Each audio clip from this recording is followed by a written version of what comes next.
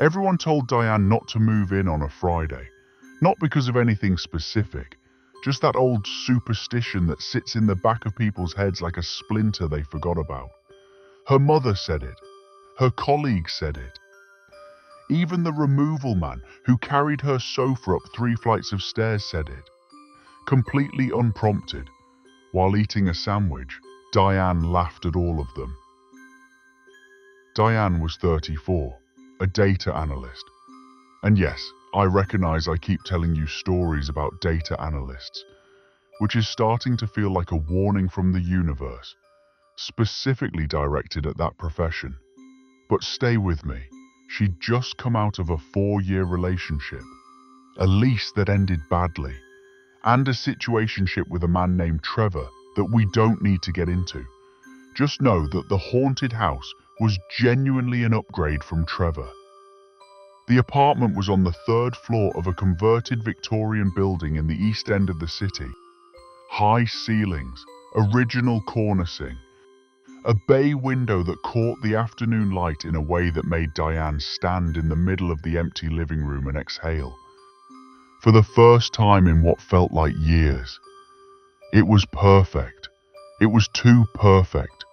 And she was a data analyst, so she absolutely should have known that numbers that look too clean always have something wrong underneath them. The first night, she slept on a mattress on the floor. The bed frame hadn't arrived yet. She had a glass of wine and told herself this was the beginning of something good. She dreamed about a woman standing in the kitchen, just standing there, back to Diane, looking at the wall, wearing a dressing gown that was either very old or very wet. Diane couldn't tell which. In the dream, Diane said, "Excuse me." The woman didn't move. Diane said, "Excuse me" again, and the woman turned around, very slowly. And she didn't have a face, not in a dramatic horror movie way, not like something had been done to it, more like something had simply not finished it. Diane woke up at 4 in the morning, with her heart doing things hearts are not supposed to do at 4 in the morning. She told herself it was the wine, the new place, the stress of moving. She went to get water from the kitchen. There was a handprint on the wall, small, like a woman's hand, pressed flat against the plaster at about shoulder height. Diane stood there for a very long time. Then she got her wine glass, rinsed it, filled it with water, went back to bed, and in the morning convinced herself it was her own handprint from when she'd been moving boxes. This is what we do. This is what all of us do. We are so committed to our own comfort that we will construct absolutely spectacular explanations for things that have no explanation. Diane could have won awards for the explanation she constructed over the next 3 weeks. The scratching in the walls at night. Mice. Obviously mice. Old building, bound to have mice. She bought traps. The traps were never touched. The smell in the bathroom. Damp, old pipes. She bought a diffuser that was supposed to smell like a forest, and instead smelled like a forest that something had died in, which in retrospect was on brand. The way the basement door, which she had been told led to storage and had a lock she didn't have a key for. The way it was always slightly warmer than every other door in the building when she walked past it. Heating system, running underneath, perfectly normal. The dreams though, the dreams she couldn't explain away, because the dreams started coming true. Not dramatically, not all at once. It started small. She dreamed on a Tuesday that the lift in the building would be out of order, that she'd have to take the stairs, that she'd find a red umbrella on the 2nd floor landing. Wednesday morning, lift out of order, 2nd floor landing, red umbrella. She told herself coincidence, went to work, came home, didn't think about it. She dreamed on a Thursday that her colleague would call in sick and she'd have to cover a meeting she wasn't prepared for. Friday. Colleague sick. Unprepared meeting.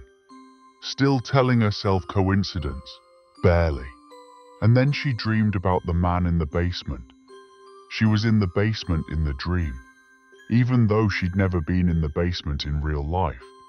And it was exactly the kind of basement that buildings like that have. Low ceiling, bare bulb, the smell of something that hadn't moved in a very long time.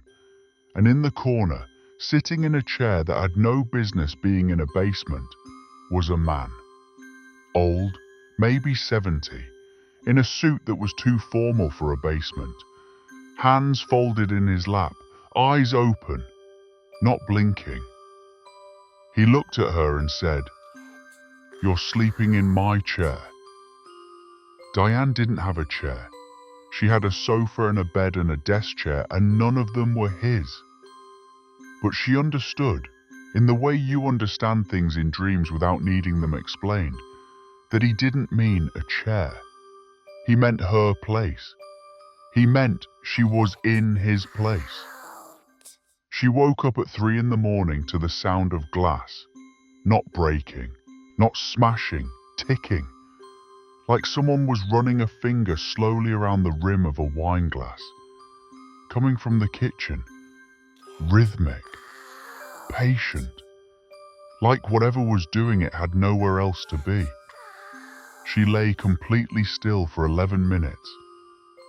She counted, and then it stopped, and in the silence that followed she heard, very clearly from directly below her, from the basement, a single slow drag, like something heavy being moved across a concrete floor. Once, then silence. Diane did not sleep again that night. In the morning, she did what she should have done before she signed the lease. She started looking. She was a data analyst. Research was what she did. She pulled up property records, local archives, old newspaper databases. She was methodical. She was thorough. She color-coded her findings in a spreadsheet. And yes, I see the pattern. And yes, I'm worried about data analysts as a group at this point. What she found took her 4 days, and by the end of it, she was sitting at her kitchen table at midnight. Laptop screen the only light in the apartment. A feeling in her chest like something cold had set up residence where her lungs used to be.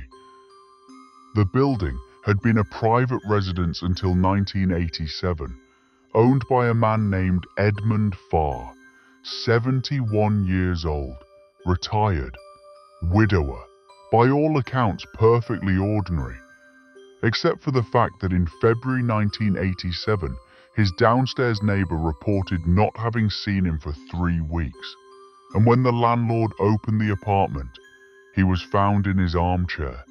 He'd been dead for approximately 22 days, sitting in his chair, hands folded in his lap.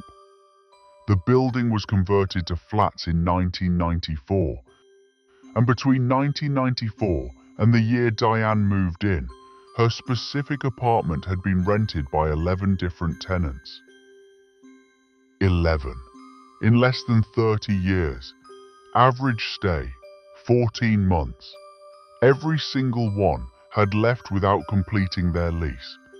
The letting agency's records, which Diane obtained through means that were technically a data protection grey area, but honestly given the circumstances I think we can let it go, described the reasons variously as personal circumstances, relocation, and in 3 cases simply, tenant vacated without notice. One tenant, a woman named Rosa Abiodun, had filed a formal complaint with the letting agency in 2011. Diane tracked down the complaint letter. Rosa described waking repeatedly to scratching sounds, a persistent smell she couldn't locate, dreams that predicted events, and a recurring figure in her kitchen. A woman, back turned, looking at the wall, wearing a dressing gown that was either very old or very wet. Diane read that line 3 times. Then she looked up Rosa Abiodun, Rosa had moved out in October 2011. Given an interview to a local community newsletter in 2012 about her experience, and then in the newsletter's archive, nothing. Rosa Abiodun simply stopped appearing in any public record after June 2012. Diane looked up two more former tenants. One had died, heart failure, 41 years old, 8 months after moving out. One could not be found at all. She closed her laptop, sat in the dark, and from behind the basement door, right on cue, as if it had been waiting for her to finish, that slow, heavy drag across the concrete floor. Once, then silence. Diane packed a bag that night. Just one bag, left everything else. Her sofa, her desk, her bed frame that had finally arrived and which she had assembled herself and was honestly really proud of. Left all of it. She took her bag, her laptop and her plant, a pothos named Gerald which had nothing to do with any of this, but she wasn't leaving Gerald, and she walked out of that apartment at 1 in the morning and did not look back.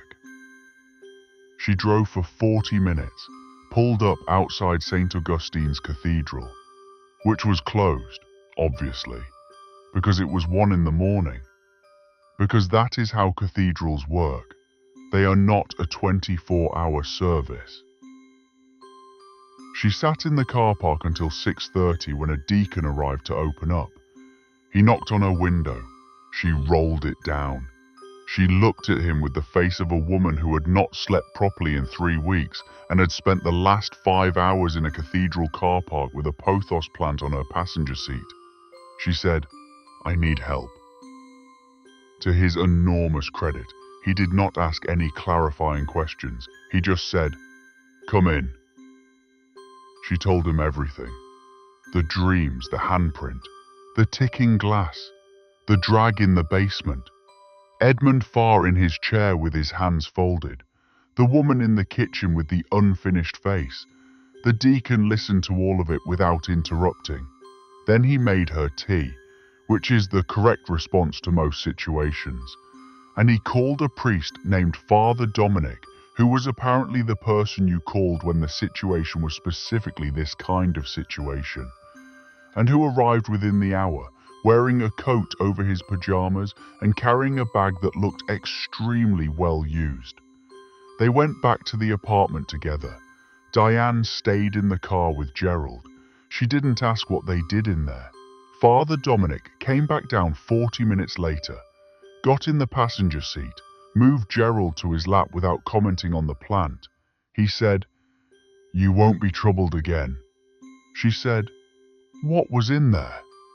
He said, "Several things that had stayed past their time. They've been reminded that they don't live there anymore." She said, "What about Edmund?" Father Dominic was quiet for a moment. Then he said, "Edmund was simply waiting for someone to tell him it was all right to go. Some of them just get confused.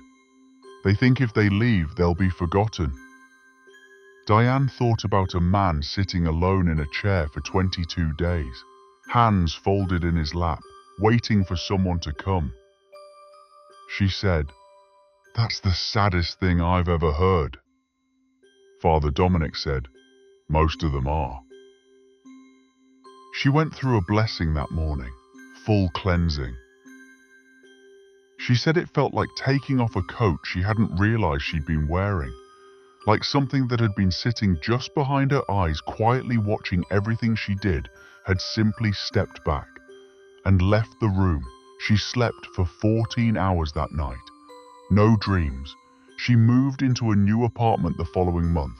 Ground floor, modern build, 2019. She checked the history before she signed anything. She still has Gerald. Gerald is thriving. Edmund Farr, according to Father Dominic, is no longer in the building. Where he is now, nobody knows.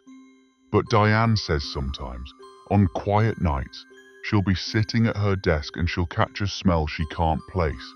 something old, something still, and she'll say out loud, to nobody, to the empty room, "You're all right, Edmund. You can go." And the smell fades, and she goes back to work, and the apartment stays quiet, the way it should.